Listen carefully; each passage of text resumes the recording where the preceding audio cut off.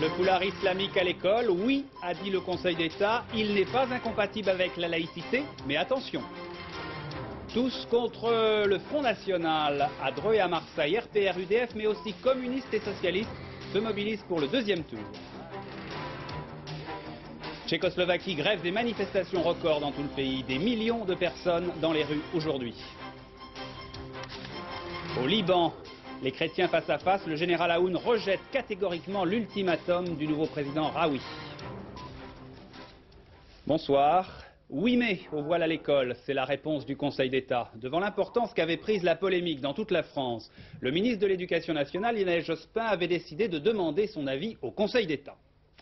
Réponse tout à l'heure. Le Conseil d'État a rendu son avis dans un communiqué. Première observation, le port du foulard n'est pas incompatible avec la laïcité. Mais, et c'est là que l'avis du Conseil d'État devient très restrictif, le foulard, dit-il, ne doit pas être la porte ouverte à toute propagande religieuse. Communiqué de 7 pages pour expliquer tout cela, Bruno Roger-Petit nous le résume en expliquant les droits et les obligations des élèves et des enseignants. Écoutez. Les fillettes à Chaboun pourront désormais retourner à l'école publique revêtues de leur foulard islamique sans méconnaître le principe de laïcité. C'est l'avis du Conseil d'État. Le port par les élèves de signes par lesquels ils entendent manifester leur appartenance à une religion n'est pas par lui-même incompatible avec le principe de laïcité. Mais attention, cette permission est assortie de conditions strictes. Les signes religieux ainsi arborés ne doivent pas constituer un acte de propagande. Ces mêmes signes ne doivent pas non plus perturber le déroulement des cours, tous obligatoires. Pas question de refuser d'assister aux heures de gymnastique ou de sciences naturelles pour des raisons religieuses. Les autorités des lycées et collèges peuvent refuser d'admettre ou même exclure de l'établissement concerné tout élève qui ne respecterait pas le principe de laïcité. Mais attention, là encore, l'exercice du pouvoir disciplinaire par les autorités compétentes se fait sous le contrôle du juge administratif. Bref, tout un système de poids et de contrepoids. En bonne justice, aujourd'hui, le Conseil d'État a surtout recherché une solution des plus équilibrées.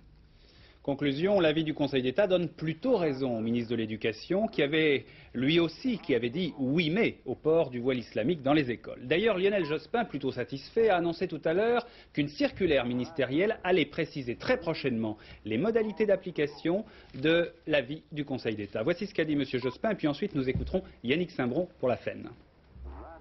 Le texte que je proposerai traitera de l'ensemble des problèmes posés ces dernières semaines dans la vie scolaire par l'application du principe de laïcité. Le port de signes religieux, mais aussi le respect impératif des enseignements obligatoires et la neutralité du rôle des enseignants. Ainsi, les écoles, collèges et lycées qui en ressentent la nécessité seront en mesure de réunir leurs conseils avant les vacances de Noël pour aménager leur règlement intérieur compte tenu de la circulaire qu'ils auront reçue.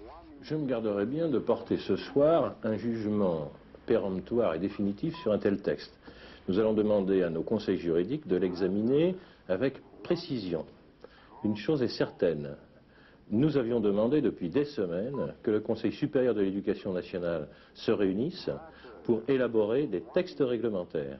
Le Conseil d'État nous autorise à cette démarche. Si cet avis peut permettre à l'Éducation nationale de faire des textes simples, clairs, précis et efficaces qui permettront à nos collègues sur le terrain de gérer des situations difficiles, alors il aura été utile.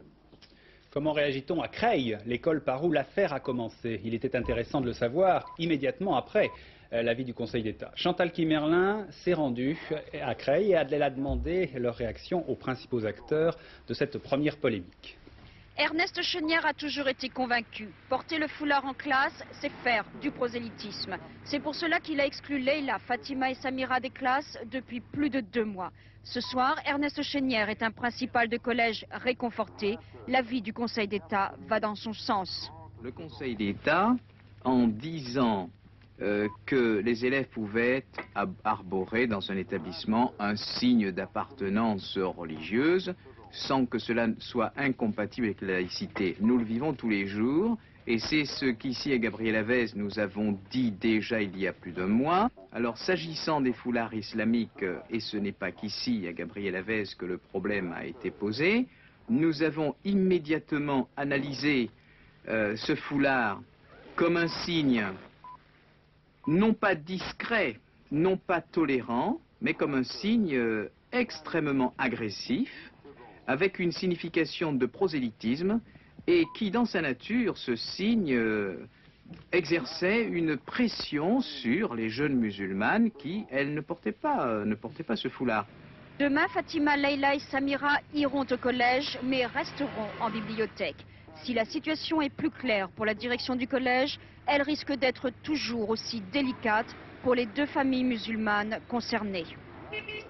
Tous unis contre le Front National, c'est le mot d'ordre ce soir dans tous les partis politiques après les deux élections législatives partielles de dimanche. À Marseille et à Dreux, en effet, le parti de Jean-Marie Le Pen a obtenu de très bons scores hier. Chirac, Rocard et même le Parti communiste, tout le monde est monté au créneau aujourd'hui pour faire barrage au Front National pour le second tour.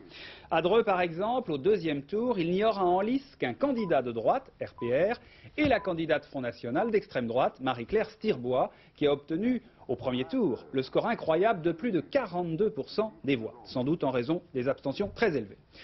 Roland Sicard a vécu à Dreux ce lendemain d'élection un peu particulière. Ceux qui avaient du mal à s'en convaincre n'avaient qu'à lever les yeux. À Dreux, Marie-France Stirbois a bel et bien fait ce qu'en politique on appelle un joli score. Il faut dire que le Front National est ici un peu en terre d'élection. 28% d'immigrés, des ghettos où sont concentrés les étrangers et une vieille ville où le score de l'extrême droite n'a surpris personne. Il y a quand même eu l'histoire du petit foulard, parce que dans la campagne électorale, ils n'en ont pas tellement parlé.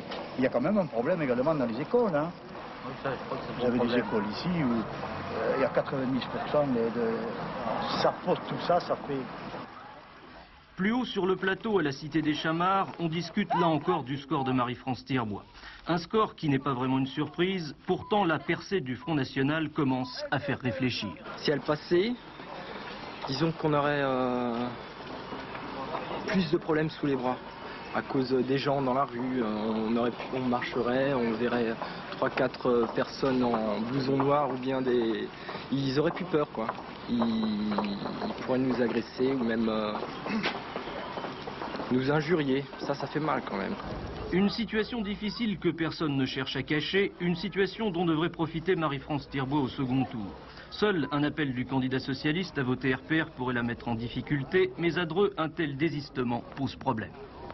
Il y a quand même un défaut dans la cuirasse de M. Le Thuillier, le candidat RPR, et qui est de taille, c'est d'avoir négocié en 1983 les premiers rapprochements entre le Front National et le RPR.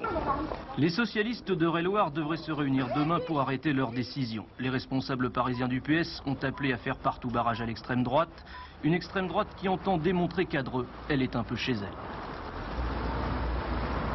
Pour la première fois dans une élection législative, le Parti communiste appelle ses électeurs à tout faire pour battre les candidats du Front National à Dreux et à Marseille. Sous-entendu, à Dreux par exemple, eh bien, les communistes devront donc voter RPR. Jacques Chirac, de son côté, a dit ce matin que la poussée du parti de Jean-Marie Le Pen était un signal d'alarme.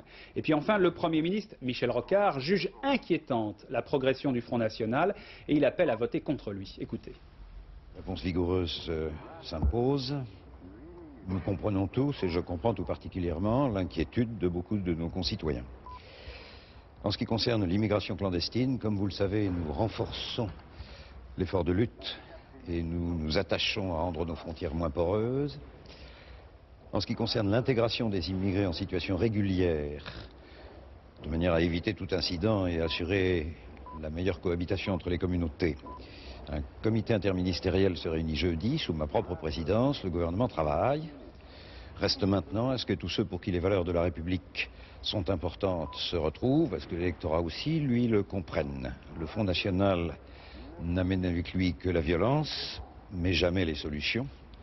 Et tant à Dreux qu'à Marseille, il est important que tous ceux pour qui les valeurs de la République sont la clé de notre stabilité se retrouvent ensemble et que l'on batte le Front National en l'élisant des hommes qui soient au moins clairs dans leur refus de toute alliance avec le Front National.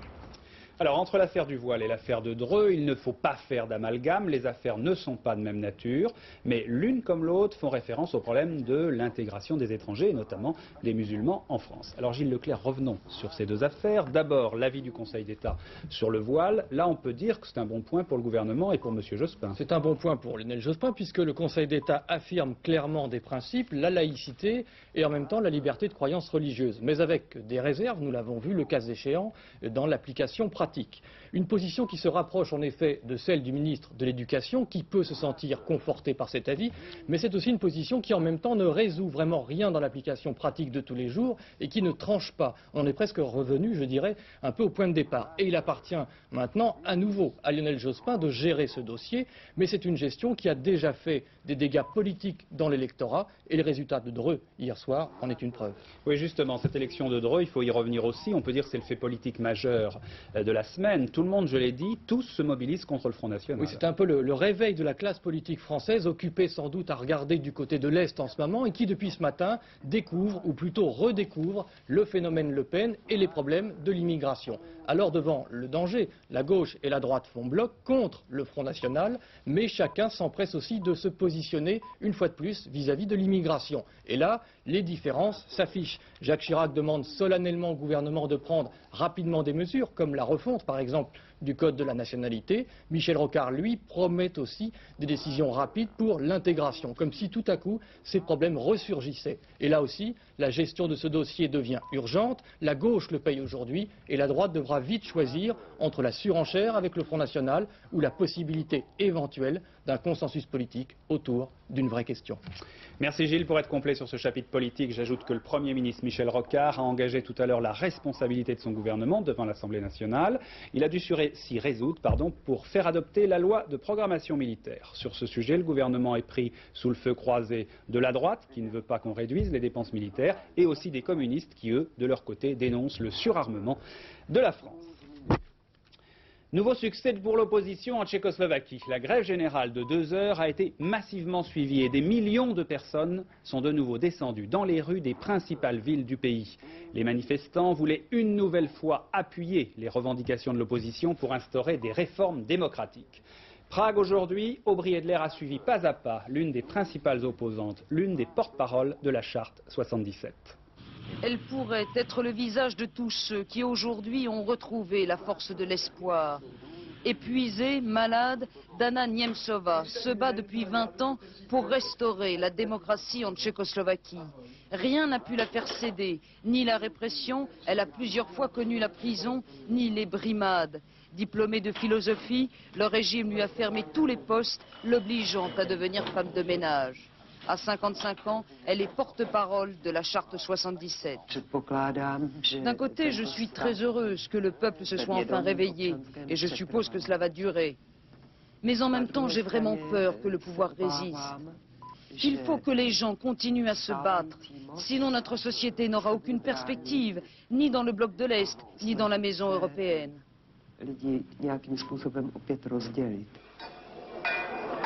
Comme un seul cri de ralliement, à midi, toutes les cloches de Prague se mettent à sonner. Un immense carillon de joie pour les étudiants, les ouvriers, les employés qui convergent alors vers les différentes places de la ville. Dana a été invitée au meeting du quartier Malastrana. Fragile et résolue à la fois, elle vient à la tribune sous l'ovation générale. Son message, obtenir la fin du rôle dirigeant du Parti communiste. Et la réponse de la foule est claire. Agitant des trousseaux de clés, elle demande le départ immédiat du gouvernement. Achevées les 2 heures de grève générale, peu de Pragois retournent à leur travail. Beaucoup, comme Dana, préfèrent en fait rejoindre directement la place Venceslas, rendez-vous désormais quotidien de la contestation. Mais l'émotion reste pour nous intacte quand des milliers de voix s'élèvent en une même clameur pour demander des élections libres. C'est un véritable référendum populaire qui s'est organisé ici aujourd'hui.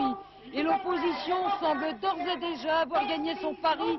C'est le pays tout entier qui s'est mobilisé pour réclamer son droit à la liberté. En Hongrie, il y avait un référendum sur l'élection du président de la République. Fallait-il la faire tout de suite, cette élection, c'est-à-dire en janvier, ou alors beaucoup plus tard? Résultat très très serré. Les chiffres définitifs de cette élection ne sont pas encore connus. Avec nous maintenant en direct dans ce studio, le vice-ministre des Affaires étrangères de l'Union soviétique, Vladimir Petrovski. Bonsoir Monsieur Petrovski, vous êtes en visite en France actuellement. Alors, on a vu ces images très spectaculaires des Tchèques dans la rue depuis 8 jours. On voit ces images. Jusqu'où Monsieur Gorbatchev laissera-t-il aller les Tchèques? Ce que nous venons de voir à l'écran témoigne de ce que des changements profonds ont lieu en Tchécoslovaquie. C'est une véritable transformation. L'attitude à l'égard des événements, notre attitude à l'égard des événements en Tchécoslovaquie, comme dans tous les autres pays, nous nous inspirons de la nouvelle pensée politique qui reconnaît le droit des peuples à choisir librement. Nous faisons entièrement et pleinement confiance au bon sens du peuple tchécoslovaque, à ses choix. C'est une période de turbulence que nous vivons et il est très important de créer des conditions à l'extérieur qui excluraient toute ingérence de l'étranger à l'occasion de ces événements. Le peuple tchécoslovaque est assez adulte et peut résoudre ces problèmes. Vous êtes plutôt pour ces changements, Monsieur Gorbatchev aussi. Donc est-ce que les soviétiques, par exemple, sont maintenant décidés à condamner l'intervention en Tchécoslovaquie en 68? Pour ce qui est de 1968,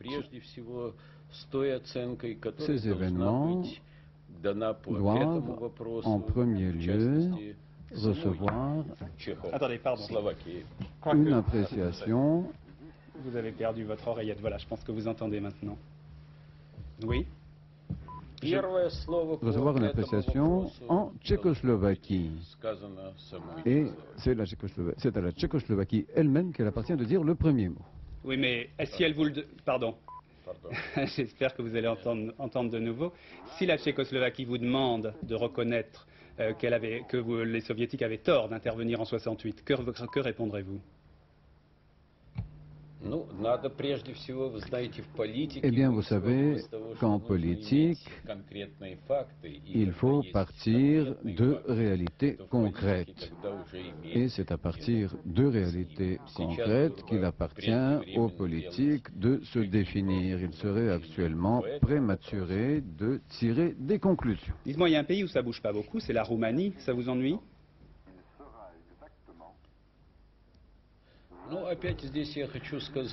Là encore, je tiens à souligner que nous menons une politique de respect du choix des autres peuples, une politique qui ne tolère aucune exception. Nous estimons que chaque pays a vocation à résoudre toutes les questions concernant son développement intérieur. M. Gorbatchev ne soutient plus M. Ceausescu. Je ne vois pas de quel argument, de quel fait vous disposez pour affirmer cela. Ces arguments n'existent pas. Officiellement, nous avons des relations amicales.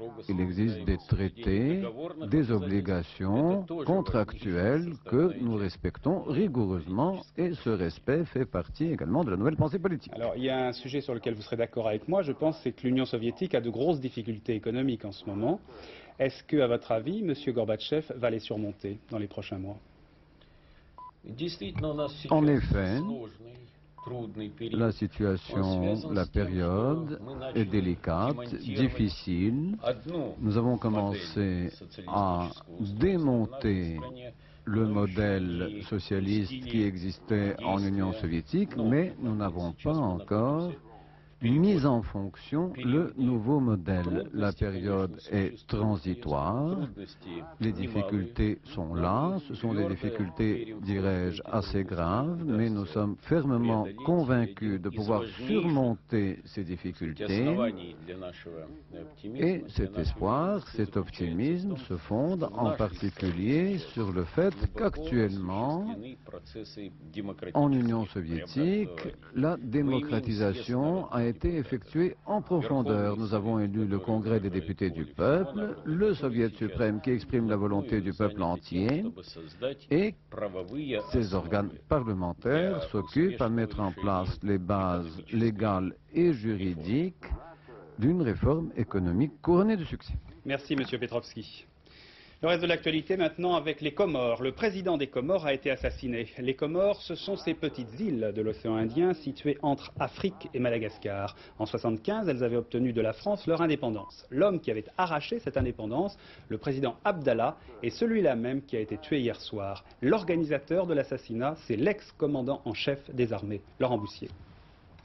Considéré comme une des plus grosses fortunes de l'océan Indien, mais président d'un pays dont la position géographique au milieu du canal du Mozambique attire bien des convoitises, Ahmed Abdallah était le prototype même de ces dirigeants africains qui, tout en demandant plus d'indépendance, faisaient vivre leur pays grâce à l'argent donné par l'ancienne puissance coloniale.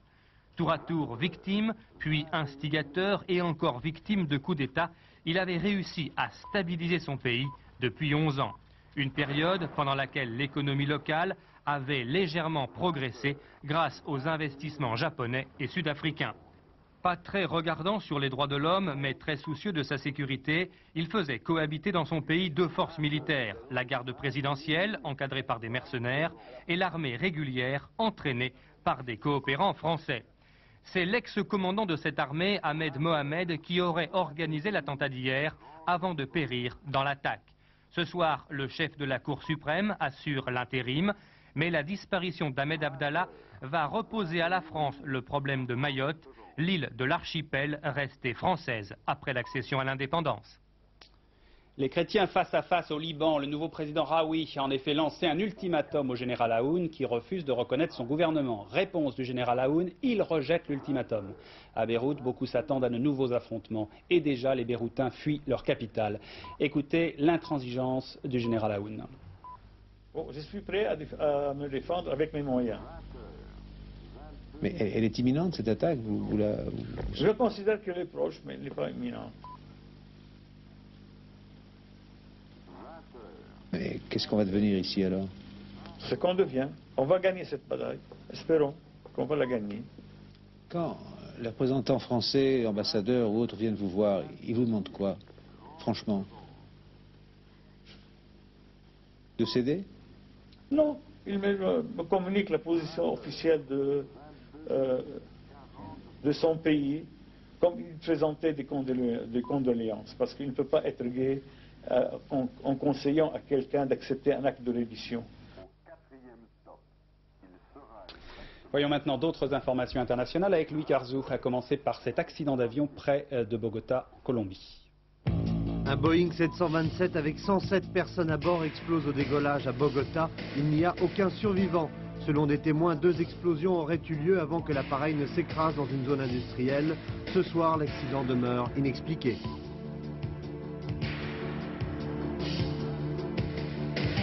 Confusion en Inde après des élections législatives marquées par la violence. Aucun parti n'a la majorité absolue. Le Premier ministre Rajiv Gandhi va essayer de former un gouvernement de coalition malgré le refus de l'opposition. Plus de 130 personnes ont été tuées lors de ce scrutin.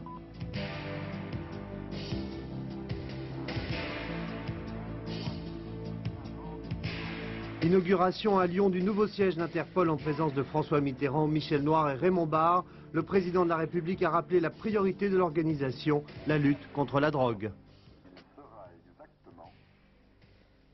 J'appelle tous les pays du monde, les autres régions d'Afrique, d'Asie, d'où vient aussi le mal, à un sursaut collectif contre la menace.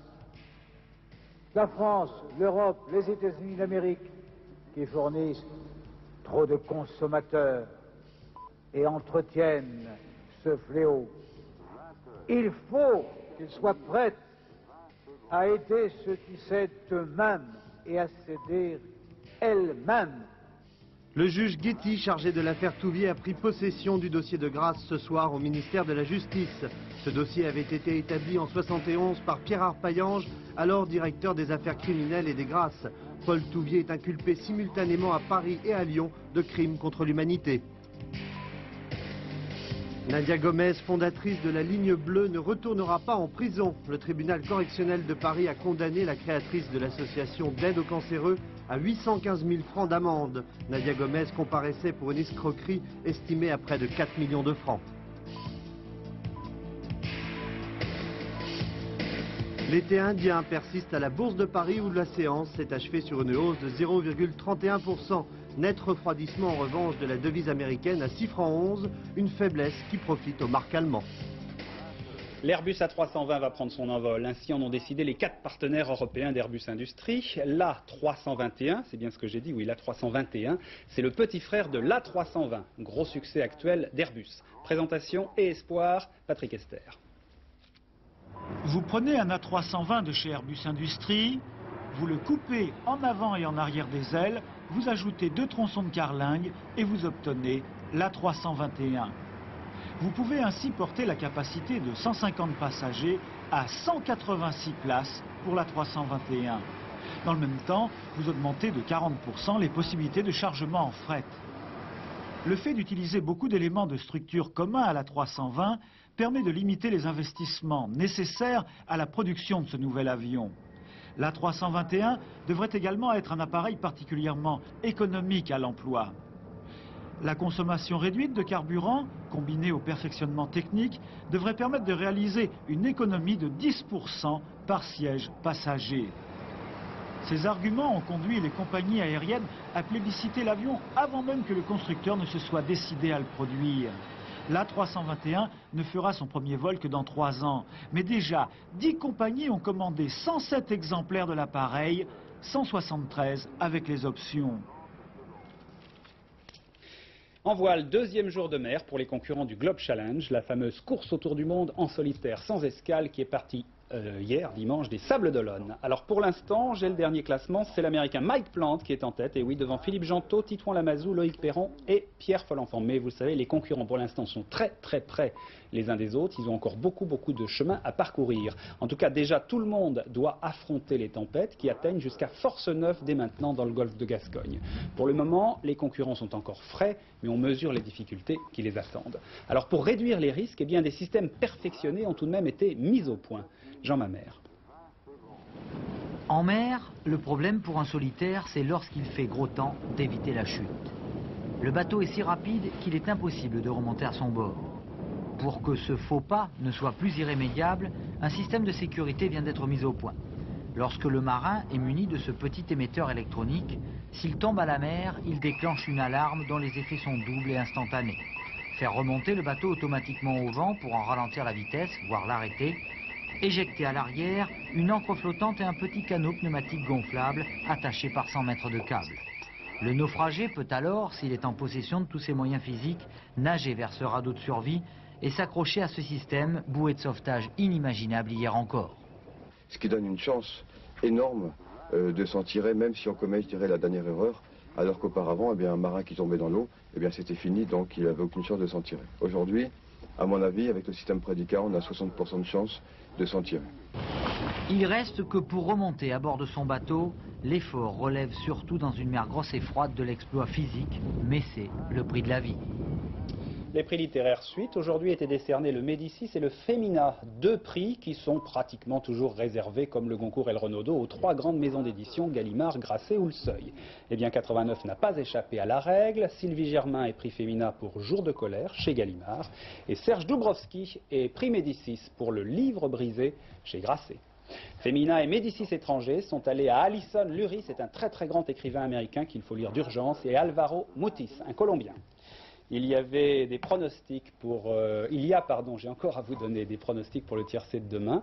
Il se court, c'est un tiercé quintet plus. Il se court à Vincennes, vous le voyez. Alors les pronostics j'y arriverai de Pierrette Bresse pour cette course où il y a 20 partants. Le 16, le 18, le 20, le 13, le 12, le 19, le 14 et le 15. Dans un instant, Sophie Davant vous donnera la météo pour demain et la dernière édition, ce sera assez tard, vers minuit, avec Henri Sagnier, juste après le grand échiquier de Jacques Chancel avec Alain Decaux. Bonne soirée sur Antenne 2, à demain, 20h.